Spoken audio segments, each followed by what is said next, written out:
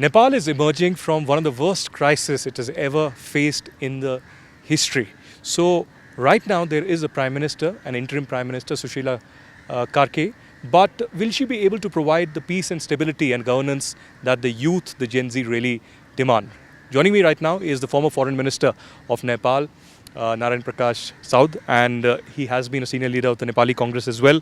Thank you very much, Mr. Saud, for joining us under such circumstances. But how do you react to this interim government that has been formed right now? Do you think the stability will come now? You already told that we are facing a great turmoil in our country, and the new generation, the Gen Z, is leading the protest here in Kathmandu. So now our president has already give a solution that with negotiation talk, although we are trying to stabilize this, and our new Prime Minister has been appointed, we hope that the basic demands of the Gen Z groups are already addressed, and they will accept this our constitution, and they will accept the constitution, and the country will return to the normalcy. They also want new generation has aspirations, they have feelings, and old generation political parties also should respond and honor their feelings, and they will accept this solution, and country will come to the peace and normalcy. Well, we came to know yesterday that there was a very hectic discussion that was underway at the Sheetal Nivas and also at the Jangi Adda, about the dissolving of the parliament. We were told that the president was not willing to dissolve the parliament, but Sushila Karki and many, Gen Zs really wanted that the parliament should be dissolved. So now, in the first cabinet meeting, the parliament has been dissolved, and it has been said that elections will happen in 6 months on the 5th of March 2026. Do you think these are the right steps, or what is your opinion? In Nepalese history, we have different experience that after dissolving the parliament, we couldn't, sometimes we couldn't succeed to hold the elections. Situation has been changed, political arena, political forces play differently. So in this moment, we were, from our party, we were thinking that if parliament will be sent to the hibernation, they will be parliament will be suspended, and then if in only the in necessary basis, when constitutional amendment or legalize the appointment of Prime Minister, in these cases it will active, and otherwise it will be suspended. Then if government will not succeed to hold the election, then people, the rule of the people will not be without representation. So we were trying that if the change will take place, it should be it should fulfill the aspiration and demand of the Gen Z group. But the parliament, this is the institution of people, and it's made by the constitutional provision. So if it will be continuing, it will be better. We were thinking that. After that, honorable president has give the different solutions, and our party has reacted that although this is not constitutional to nominating Prime Minister out of Parliament, it's not constitutional, but for the peace and for the peace of the country and the developing new situation in Nepal, if this government can get the country in peace and normalcy, and if they become success in holding the election in given date, it's their major responsibility. Then when new election will held and new government will formed, then we think political party will take it positively. All right. So we also saw 51 people dying in these protests. They were killed. Some from bullets, some from burn injuries, some from other clashes. We also saw very historic buildings being burnt and gutted and destroyed completely. For instance, the Sheetal Nivas, which was built in 1924. We also saw the parliament, the secretariat, Singh Darbar and many other. So how do you react to these killings and this destruction that has really happened, and what should happen now? Killing are never justified. These killing were brutal, and our party and we already have been condemned those killings, and I think government will form investigation teams, commissions, and who will be the responsible for these crimes. They will be punished through the legal institutions and legal way. But we are not understanding that the major historical buildings, especially the Singh Darbar, the Supreme Court, Sheetal Nivas, the office of Honorable President, and the parliamentary building, they were burned and demolished, and these were not just the political offices. These were the heritage of the Nepal, and these buildings, these places has a history, big history. So they were very important for Nepal.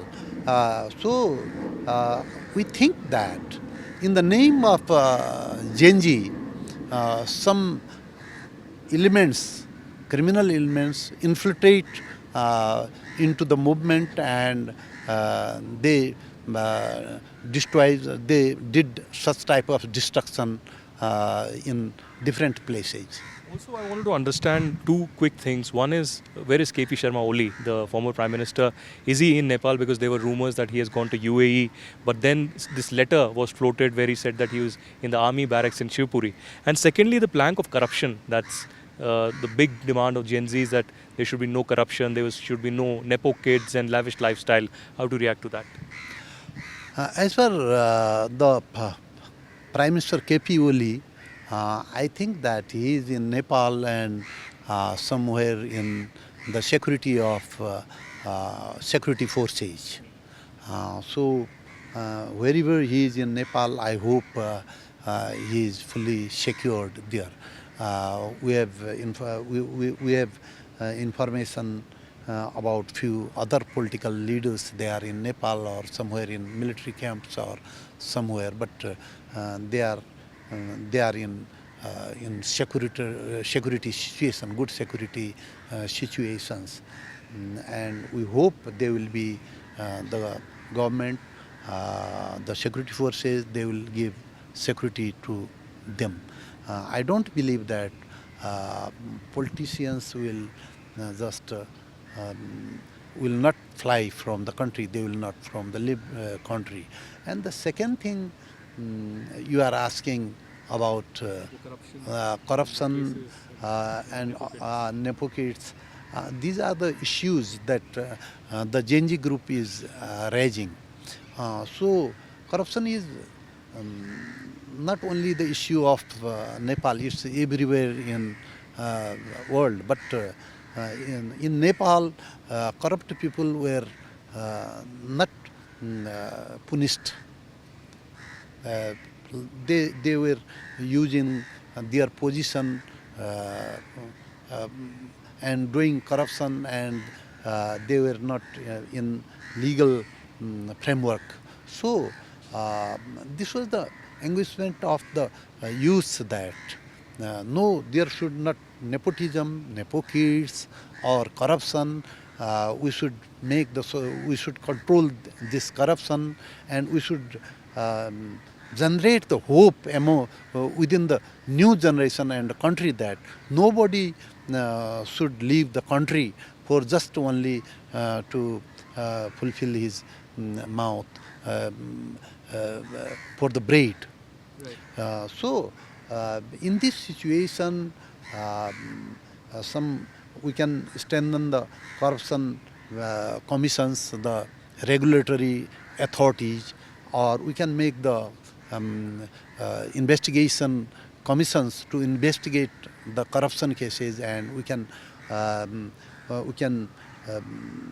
take those people in legal system that they can face the legal penalties. All right. One last question now is about the foreign policy. You know, you've been a foreign minister, you've spoken to Indian leaders as well.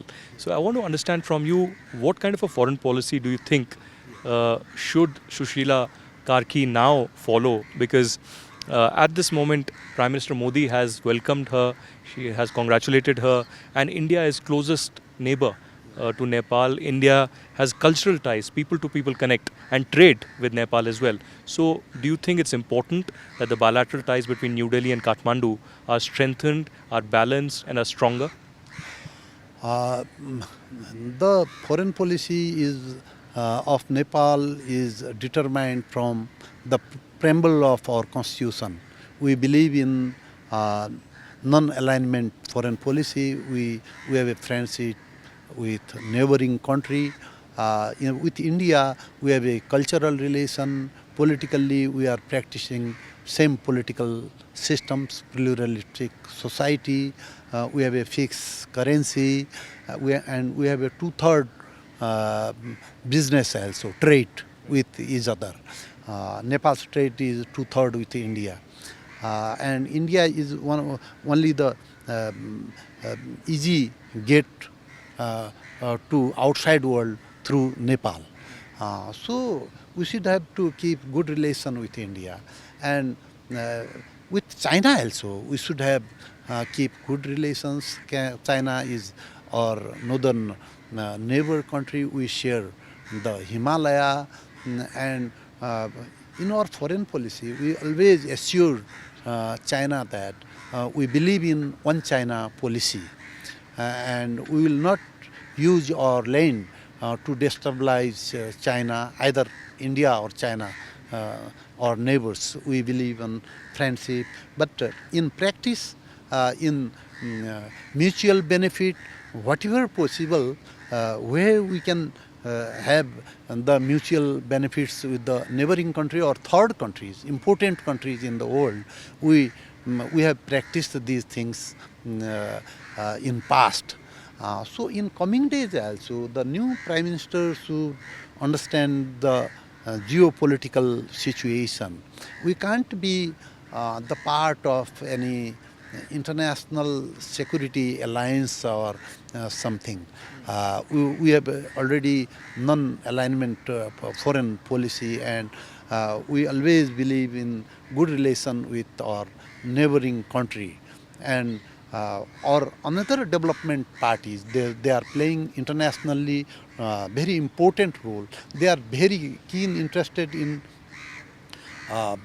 development process of Nepal. So they also want to cooperate Nepal. They also have big contribution, either you can say the United States or Japan or European Union countries. They are helping us to eradicate the poverty and in education, health and other factors. So we should have to keep the relation with all the countries, but we should have balanced relation, especially with the neighboring country. And India is important, very important, and China is also important. All right, thank you very much, former Foreign Minister Narayan Prakash Saud, joining us here and speaking candidly immediately after the crisis here erupting in Kathmandu. There is some kind of a stability now with the Prime Minister there, but he emphasizing that democracy will be restored completely when elections really happen. And of course, Nepal should further its interests and also have a good relation with India, allowing a non-aligned policy. Reporting from Kathmandu in Nepal with video journalist Prem Singh, this is Aditya Kaul for NDTV.